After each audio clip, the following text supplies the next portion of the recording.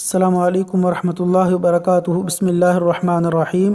اللہ کو راضی کرنے والا وظیفہ۔ رسول اللہ صلی اللہ علیہ وسلم کا فرمان ہے، جو شخص شام کے وقت یہ دعا پڑھے، اللہ پر حق ہے کہ وہ اسے خوش کر دے۔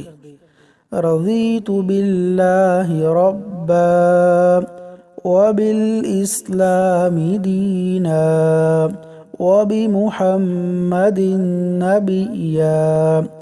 رضیت باللہ ربا وبالاسلام دینا وبمحمد نبیا وبمحمد نبیا۔ ترجمہ: میں اللہ کے رب ہونے، اسلام کے دین ہونے اور محمد صلی اللہ علیہ وسلم کے نبی ہونے پر راضی ہوں۔ سنن ترمذی، حدیث نمبر 3389۔ اللہ تعالی عمل کی توفیق عطا فرمائے، آمین۔